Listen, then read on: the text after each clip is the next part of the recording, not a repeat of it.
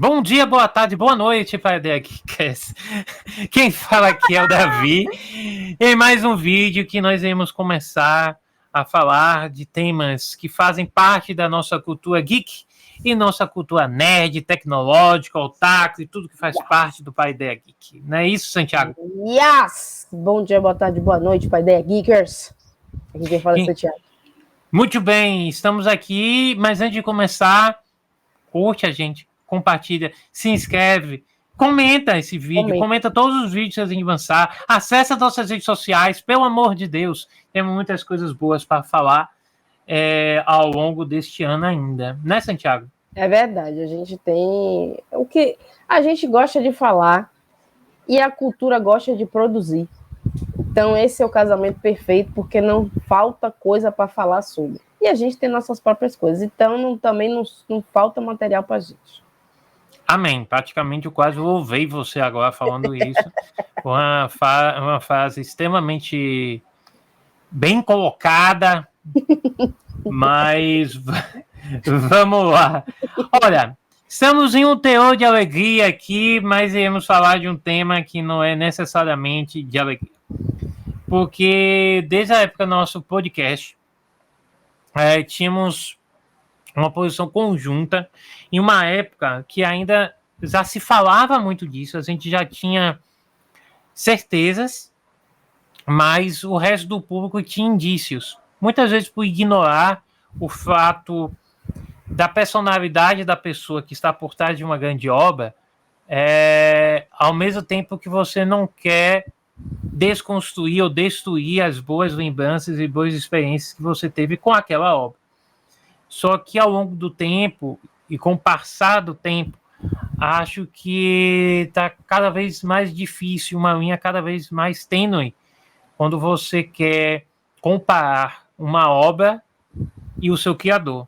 Não tem como você destituir isso muitas vezes, principalmente quando a obra acaba encarnando determinadas características ou a ausência de algumas características que estão diretamente vinculados com formas de pensar deturpadas ou que não estão de acordo, né, com o que nós acreditamos dentro de uma defesa identitária, de uma defesa cultural, de uma defesa do óbvio, né, que é o respeito aos demais, o respeito a todos que estão ao nosso redor e as diferenças de cada um. Então nós iremos falar da JKR, eu vou me abnegar de falar aqui o nome da pessoa, vocês não vão ver também, eu vou colocar um título também em siglas, mas a gente não poderia deixar de falar, né, Santiago? Porque a cada tempo que passa, a pessoa vai a público para falar umas groselhas que, sinceramente, não faz o menor sentido. Não pela análise de perfil dela, mas muito mais pelo fato de que, nossa, não fala nada, cara. Né, Santiago? Fica calada. É isso, eu acho que você ganha muito dinheiro com uma obra que você escreveu há muito tempo. É a que sustenta a sua fortuna, e eu acho que você poderia simplesmente só curtir aquilo.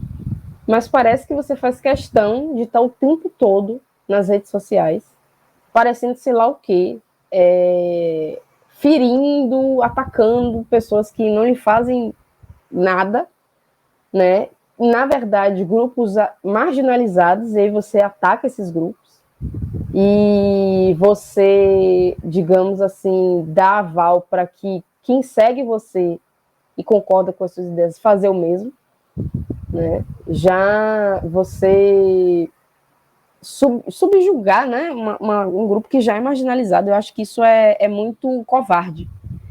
E eu acho que eu já estou meio que cansada dessa senhora já há muito tempo, e os recentes acontecimentos foram a cereja do bolo, sabe? Tipo, eu consumi a obra dela, a principal obra dela, e eu acho que a partir do momento que eu fui vendo notícias sobre comentários que ela fazia, sobre as defesas que ela fazia, né, de grupos que eram contra pessoas trans, é que ela fazia comentários transfóbicos. Eu falei assim, cara, eu não tenho mais como gostar dessa obra, eu não tenho mais como defender essa obra, eu não tenho mais como me associar com essa obra, eu acho que é isso. E é uma coisa tão forte para mim que eu não gosto de ver nada dessa obra, me dá uma agonia muito grande. Tanto é que teve uma saída nossa, minha e de Davi, com alguns dos outros amigos nossos, que a gente parou no stand de camisetas, e aí a vendedora apresentou a camiseta dessa obra, e tipo, eu realmente... Foi imediato. É imediato, sabe? Para mim, não dá mais para mim, sabe? Harry Potter é algo que a gente vai falar nome, porque eu acho que é preciso dar nome aos bois. Mas para mim já não dá mais Harry Potter, sabe? Harry Potter foi uma saga que me iniciou na leitura. Eu acho que se teve um livro que me deslanchou nisso de acompanhar sagas, de ler séries e de ansiar por lançamentos, foi Harry Potter. Eu não vou deixar de dizer isso. Mas, sinceramente, eu acho que tem coisas que são muito mais importantes para mim do que uma obra que me iniciou na leitura, que me deu muito bons momentos, né, de paz, de satisfação, de ansiedade boa, né, aquela ansiedade de pré-lançamento, mas, sinceramente, não dá mais, porque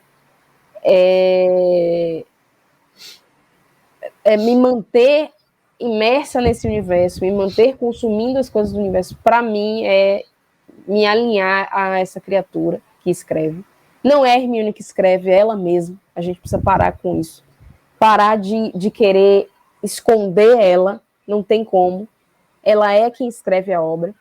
E eu acho que a gente precisa começar a pensar que se ela escreve essa obra e ela diz as coisas que ela diz, se ela tá com os grupos que ela tá, que eu acho que a gente precisa começar a pensar se na obra também não reflete um pouquinho dessa intolerância que ela tem, né? Dessa discriminação que ela fomenta, né? Eu acho que não dá para sermos ingênuos a ponto de achar que, não, o que ela fala é uma coisa, mas a obra dela é outra. Eu acho que não dá, gente. Eu acho que a escrita é um processo muito subjetivo, muito ligado à nossa essência.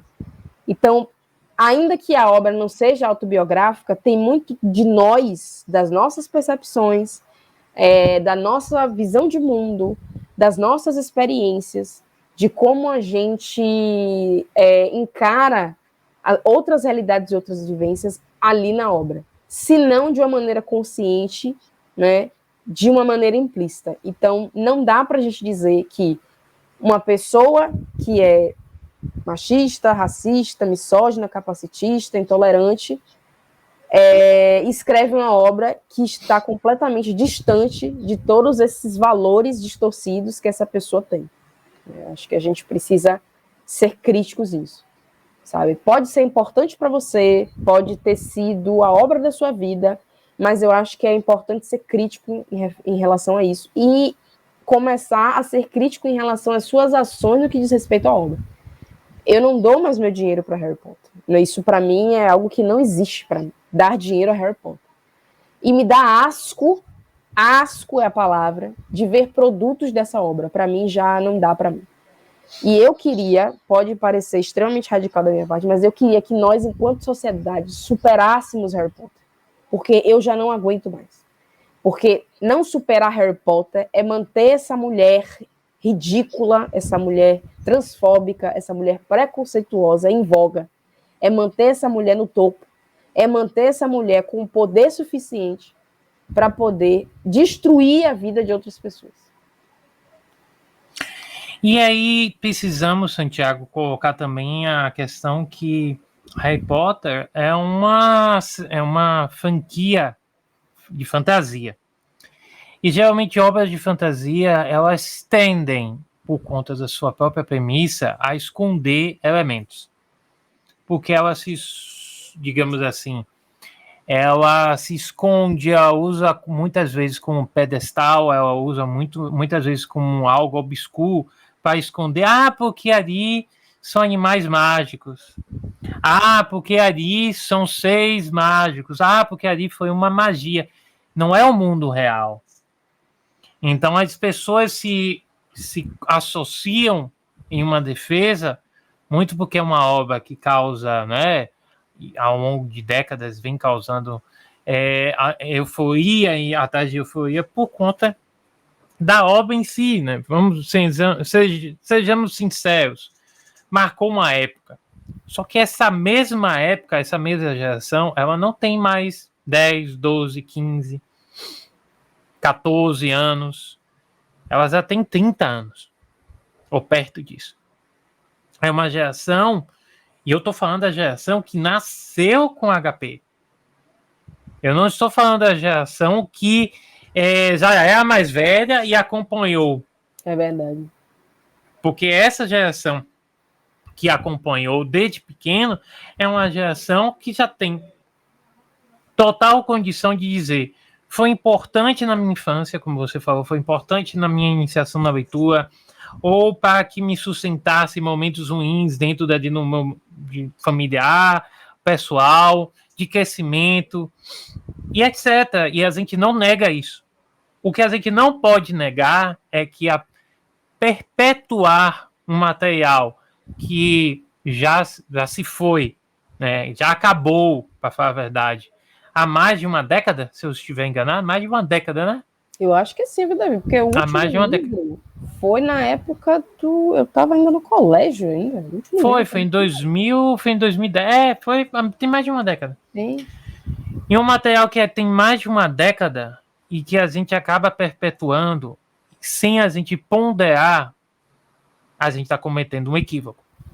A gente já falou isso diversas vezes, né? A gente falou de Monteiro Lobato e como ele representava a questão, né, de Tia Anastácia e de outros personagens dentro do Sítio do Pica-Pau Amarelo, mas a gente não nega a importância do Sítio do Pica-Pau Amarelo para a infância de muita gente, inclusive a minha. Eu vi a versão contemporânea, né, mais atual, por algum tempo, quando eu era jovem, mas isso não tira a responsabilidade por trás daquele que quem cria a obra. É a mesma coisa do Samurai X. O cara fez ali, tinha vídeos de que apresentavam, né, faziam a exposição de crianças, né? E isso ele foi preso e depois ele pagou fiança, se não me engano, saiu, né? Anos depois ele continuou com a mulher dele a construção do anime, e hoje o anime voltou na sua versão mais nova, contemporânea, com imagens melhores, sendo exibida na Crunchyroll, em várias plataformas, como se nada tivesse acontecido. Esse é o problema. O problema não é a obra não tem culpa, mas a obra carrega o seu criador. E o criador carrega a sua obra. Elas não são dissociadas. Sim. Você nunca vai esquecer de Peter Jackson como Seus Anéis. Se Seus Anéis tivesse sido uma porcaria, Peter Jackson teria sido levado para isso para o fundo do poço desde aquela época. E se Peter Jackson tivesse denúncias contra ele, que não é o caso, isso com certeza influenciaria Seus Anéis e todo o universo de Seus Anéis. Duvido que a Prime Video teria feito a série se tivesse alguma coisa grave advinda. Só que o que a gente precisa colocar na pauta aqui na mesa é que a gente não está falando da obra. Estamos falando de quem criou a obra e como ela se usufrui da popularidade para falar de coisas que são prejudiciais para diversos grupos socioculturais que espalhados pelo mundo todo, identitários espalhados pelo mundo todo. Esse é o grande problema. Fechar os olhos para uma persona que nunca existiu, para falar a verdade, e que cada vez mais demonstra quem realmente é, e as pessoas continuam defendendo, e aí quem defende, acredito eu,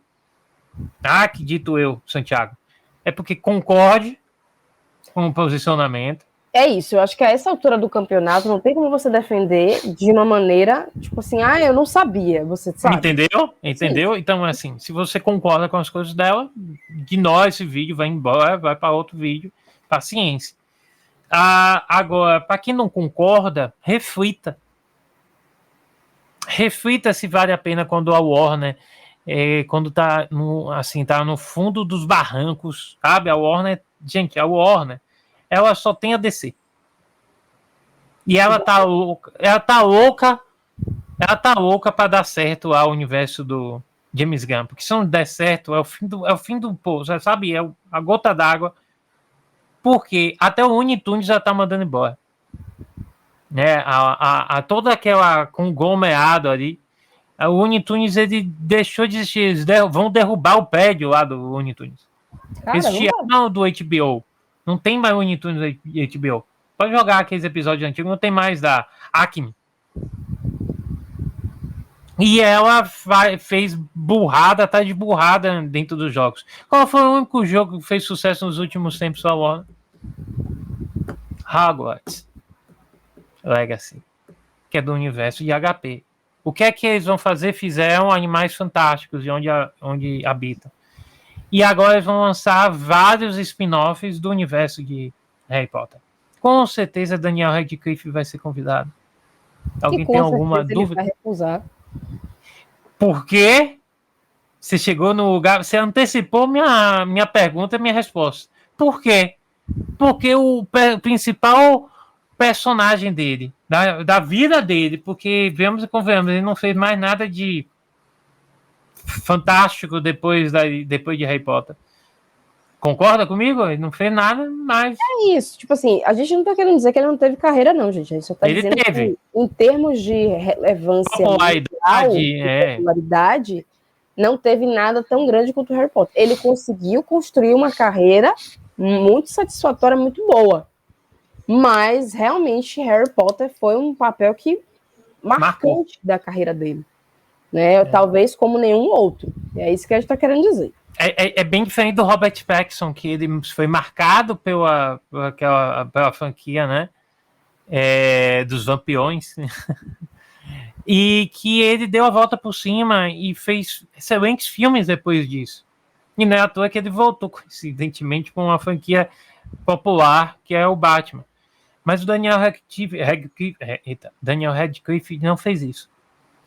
Então, faria todo sentido ele querer reviver o papel que talvez será o mais conhecido da vida dele. Mas ele não quer. E eu duvido que ele vá querer. Porque eles mesmos, os próprios atores, boa parte deles, não querem falar sobre.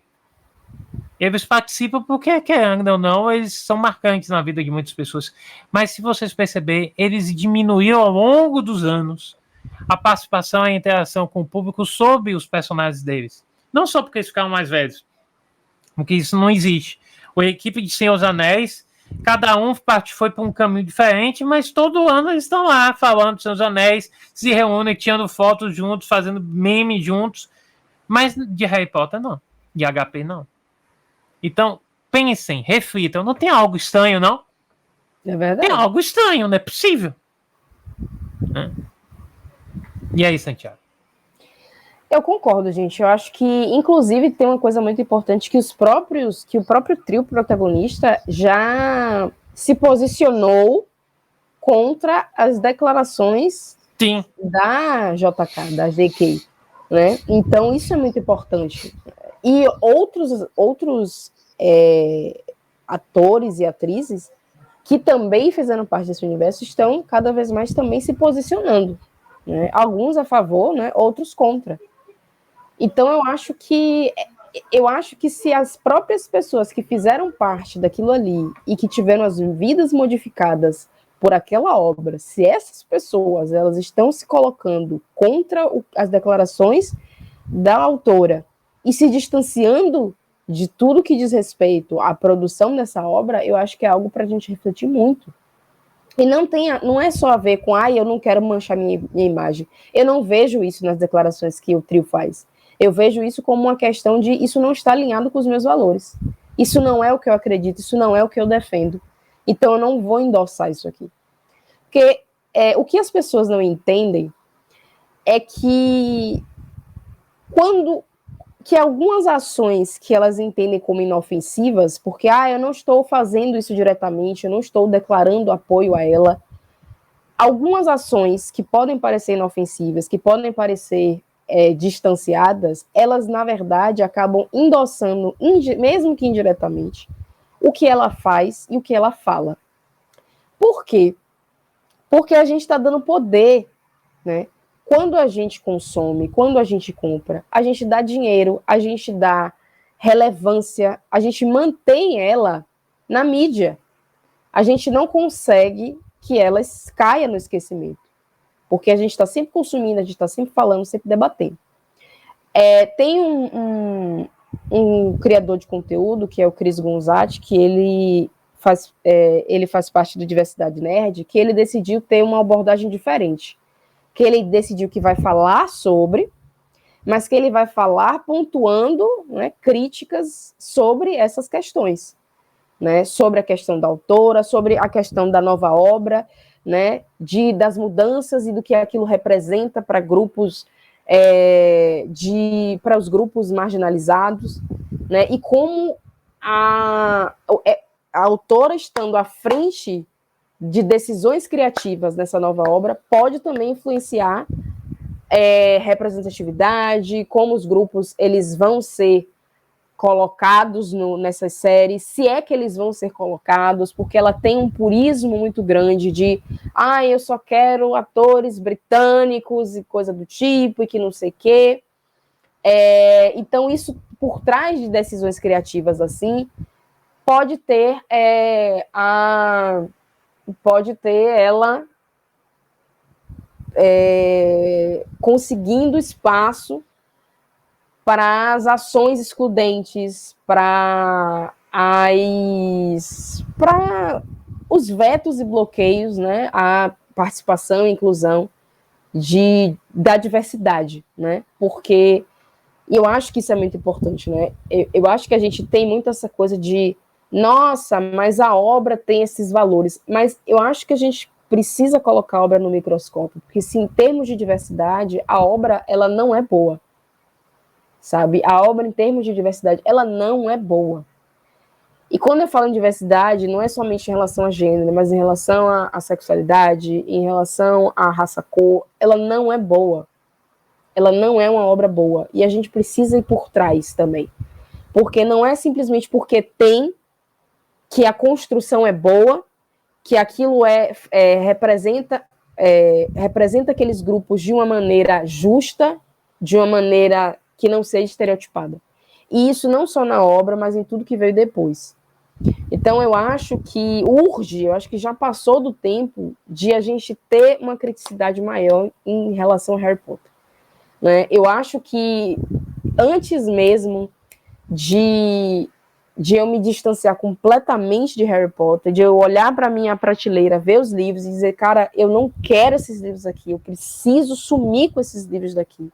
Antes mesmo de eu fazer isso, eu percebia que eu acho que a gente tem essa coisa muito de olha, o bem e o mal, não sei o que ela coloca na obra dela, mas eu percebia a maneira como ela representava a Grifinória, representava a Sonserina, de uma maneira muito maniqueísta e de uma maneira muito reducionista.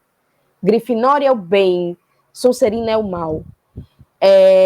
Como se... E aí, tipo, como ela associa algumas características às casas, eu acho que ela também dava um juízo de valor às características de cada casa. Então, por exemplo, Sonserina, você tinha a ambição, né? Eram indivíduos ambiciosos. Quando você coloca que é dessa casa que surgem os vilões, né? Os preconceituosos, os supremacistas, existe algo que você está dizendo ali, sabe? E aí, quando eu via os fãs, o que os fãs faziam, eu acho que eu achava muito interessante, porque os fãs, eles tinham uma maneira muito mais complexa e menos binarista de lidar com as características, né?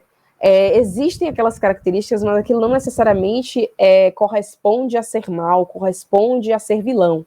São características que podem sim levar ou a um bom caminho ou um mau caminho. Eu acho que a vida está mais associada a isso. Não é que uma pessoa ambiciosa é necessariamente uma pessoa ruim, ou que uma pessoa corajosa é necessariamente uma pessoa boa. Eu acho que existem nuances, né, em termos de personalidade, de essência, que não cabem nessas caixinhas. E ela já fazia isso no livro. E eu lembro que eu conversava com algumas amigas, falava como isso não era interessante, como isso era muito reducionista, como isso era simplificar as coisas, porque ela chegou a dizer que, tipo assim, ó, ela falou alguma coisa do tipo assim, nem todo vilão é da Sonserina, mas não, nem todo Sonserina é vilão, mas todo vilão é da Sonserina, uma coisa do tipo. E aí você fica assim, oxe, o que ela tá querendo dizer com isso, sabe? É uma coisa muito essencialista que ela faz.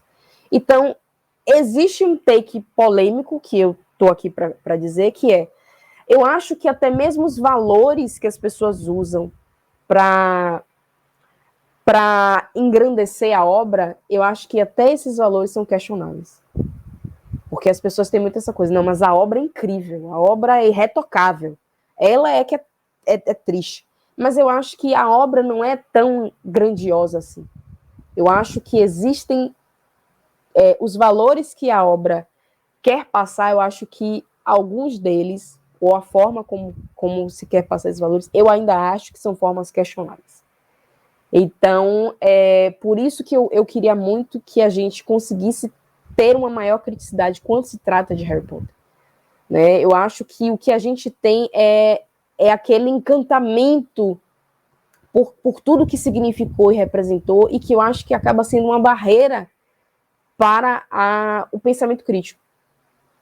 E eu não acho isso interessante, porque esta mulher, ela está corroborando, ela está contribuindo para que um grupo marginalizado seja ainda mais marginalizado e para que outros grupos, indiretamente, sejam prejudicados.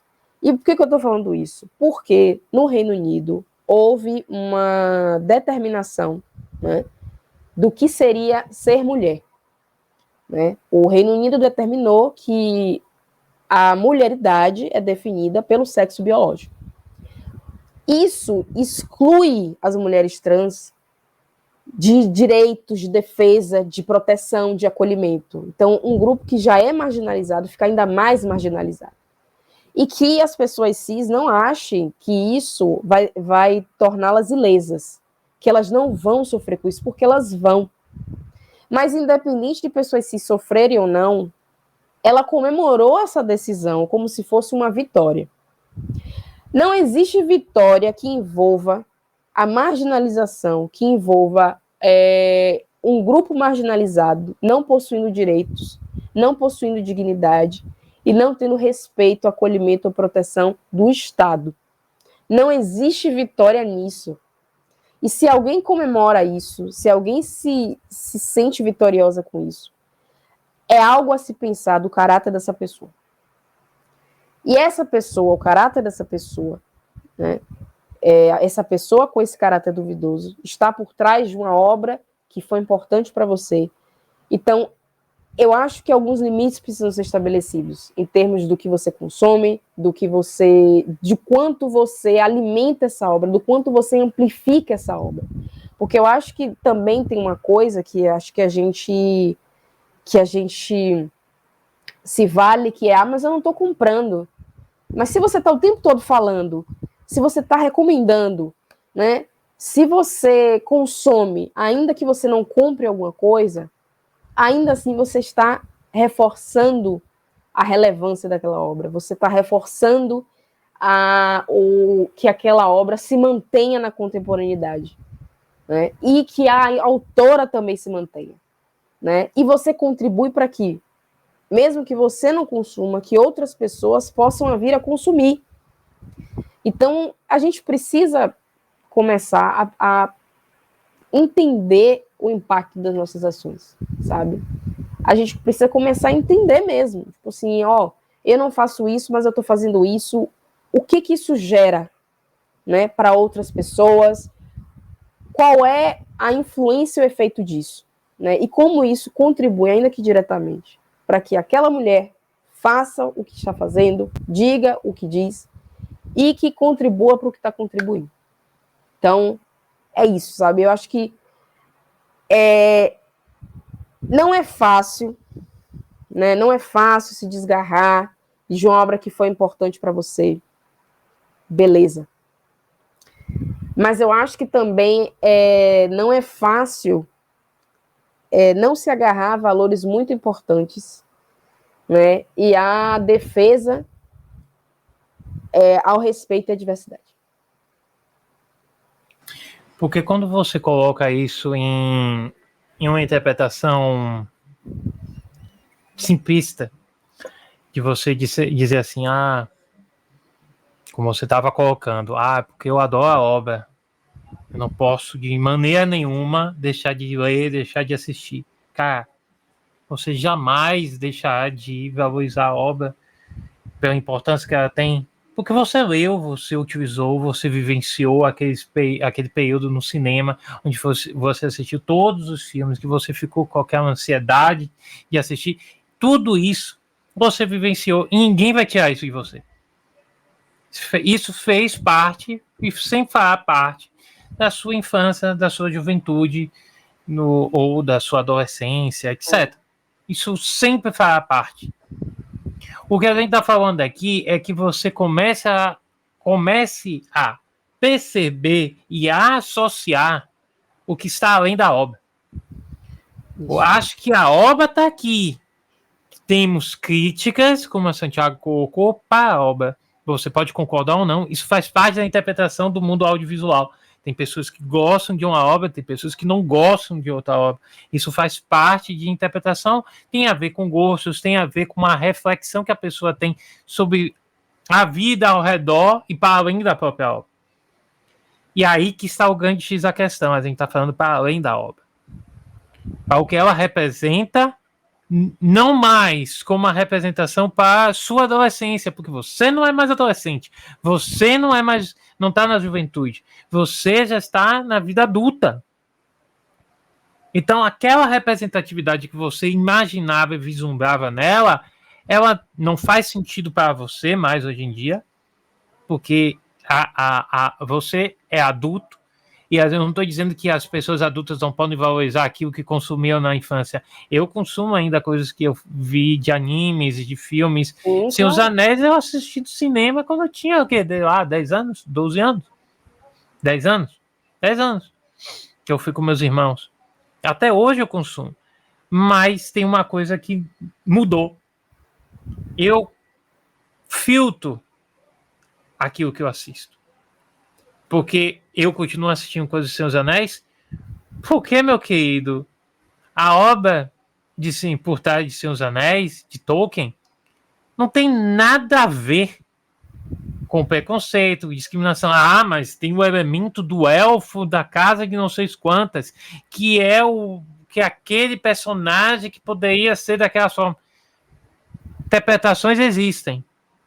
Mas quando você coloca a criadora da obra e ela tem esse simbolismo todo negativo que a Santiago colocou aqui, que vocês todos os anos vocês vivenciam e vislumbram uma notícia sobre ela dentro desse contexto, nossa, não é mais uma conjectura, não é um achismo, não é uma discussão no Reddit. Estamos falando de noticiários onde claramente uma pessoa que se coloca na posição contrária aos direitos de grupos minoritários. Então, isso não é achismo, isso é certeza. Então, o importante, que eu acho que é a grande mensagem que a gente ia passar nesse vídeo, Santiago, não é criticar Harry Potter. Porque tem as críticas que a gente poderia fazer uma análise, mas dane-se, nem quero fazer sobre isso, nem tenho vontade de fazer isso. Mas o importante aqui é que vocês reflitam. Será que continuar dando palco para a obra, já que você já a consumiu, você já a conhece, você já gostou, você já vivenciou ela, será que ainda continua nos seus 30, 20, 25? 40 anos, continuar exacerbando, louvando a obra, dando a custas de quê? E a nova geração. Gente, quer que eu fale sinceramente? Eu acho que a nova geração é muito mais lúcida em perceber isso do que a nossa geração, Santiago. E eu acho que a nossa geração, eu acho que a nova geração, ela tem outras referências. Existem outras obras que dialogam mais com a nova geração. Quem faz são os pais. Desculpa interromper, mas quem tenta vincular a HP novamente são os pais, são os responsáveis, que tentam inserir isso dentro do consumo deles e ver se pega. É verdade. Então, tipo assim, e a gente não está dizendo que, olha, não pode ser proveitoso para as crianças, nada tipo. Eu acho que não é sobre isso a questão. Eu acho que não é sobre o quanto a obra pode ser ou não satisfatória, porque eu acho que isso aí não é algo que está em pauta. A gente vê que é satisfatório porque realmente muitas pessoas relatam a importância, gostam da história, relatam o quanto aquilo faz parte do desenvolvimento pessoal, da jornada, da construção daquela pessoa. Então, isso não é algo que a gente não é a obra. Não é sobre isso. Mas eu acho que é na mesma seara de querer trazer, por exemplo, que a Disney faz, de querer trazer os clássicos para o consumo das gerações mais novas. Será que realmente é isso que é interessante se fazer para as gerações mais novas, ou de criar coisas novas, né, que estejam mais de acordo com os novos tempos, para que essas novas gerações elas possam se conectar, se identificar e consumir, né? Será que teria sentido a gente trazer para a nossa contemporaneidade Monteiro Lobato, para que as nossas crianças elas possam consumir o Sítio do Pica-Pau Amarelo, sabendo, tendo o letramento que a gente tem, sabendo das discussões que a gente já fez até o momento? Será que seria interessante a gente considerar que, nossa, talvez Monteiro Lobato seja uma ótima história para eu contar para as minhas crianças? Será mesmo? Considerando todo o simbolismo que a gente tem, que a gente sabe que está associado à obra do sítio por conta, né, das tendências do comportamento, das declarações racistas e eugenistas de Monteiro Lobato. Então, quando a gente coloca Monteiro Lobato, que é realmente uma referência muito mais distante, mas que ainda assim é marcante para a cultura brasileira, eu acho que é fácil a gente entender um pouco o que a gente está querendo falar com Harry Potter e JK.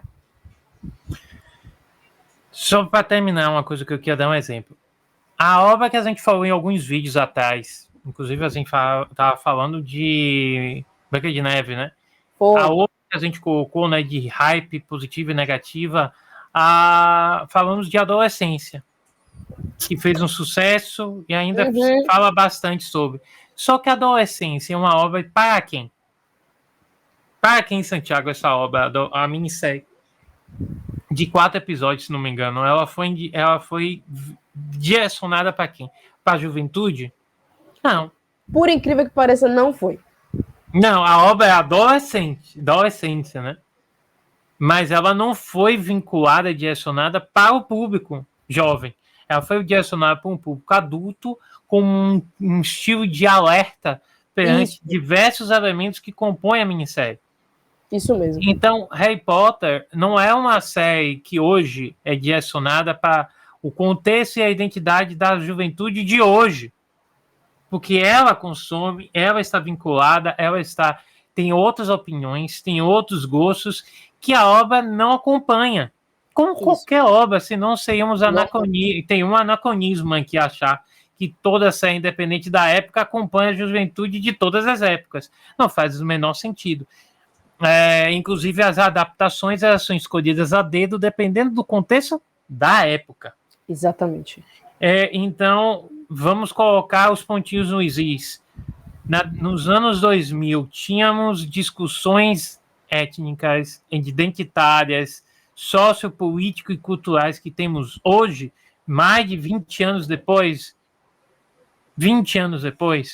de Harry Potter, do primeiro filme de Harry Potter.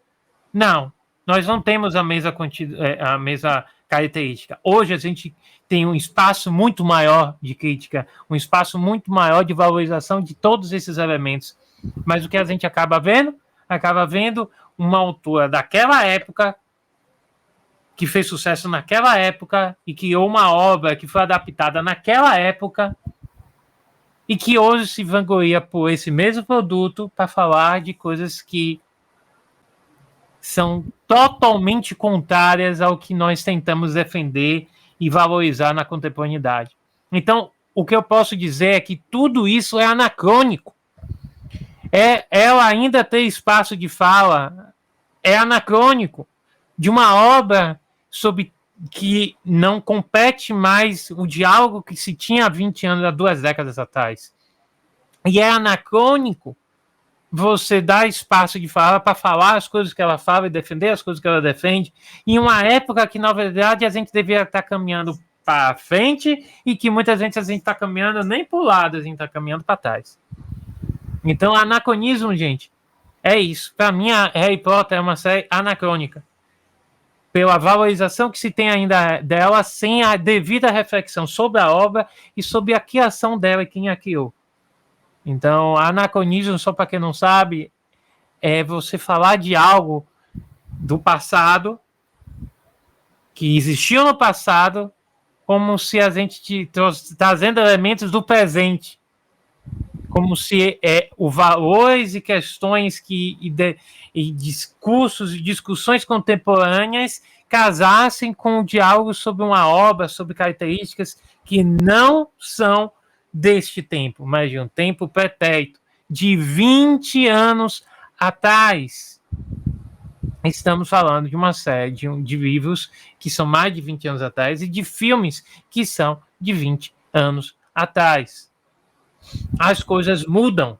Eu acho que nós poderíamos também mudar um pouquinho e refletir de uma forma crítica um pouquinho mais, não só sobre Harry Potter, mas que todas as obras que, de certa forma, elas têm marcas que não fazem sentido nenhum que a gente está valorizando, seja pela obra em si, seja pela narrativa em si, seja pela quem foi que a criou, seja de um episódio ou na obra como um todo. E eu acho, gente, que eu sinto que as pessoas parece que têm muito medo de serem críticos com obras que são importantes e elas perderem lugar. Eu acho que elas não vão perder um lugar. Eu acho que elas vão ter o devido lugar. Né? É aquele lugar de fez parte do meu passado, foi importante, mas não me cabe agora. Ela vai para um espaço de memória. Vai para um espaço de estar no meu passado e foi importante. Mas não é isso que vai me guiar, que me guia no meu presente e vai me guiar para o meu futuro. Foi importante para a minha construção. É esse o devido lugar. Não é um lugar de tem que se manter constante, tem que se manter relevante, presente por toda a minha vida. Eu acho que essa é a questão toda. Eu acho que quando a gente olha com criticidade para tudo que a gente consumiu lá atrás, a gente consegue reposicionar as coisas para o seu devido lugar, né? Para o seu lugar de influência. Eu acho que é essa a questão. Aquilo ali me influenciou, aquilo ali me formou, aquilo ali me impactou. Mas aquilo ali não precisa me influenciar e impactar mais. Porque eu entendo que as minhas referências agora, considerando o quanto eu mudei enquanto pessoa, enquanto que as minhas percepções elas se ampliaram, eu preciso buscar outras referências. E eu acho que é sobre isso. Não tem problema. Você não precisa tirar aquilo ali do lugar de importância dela.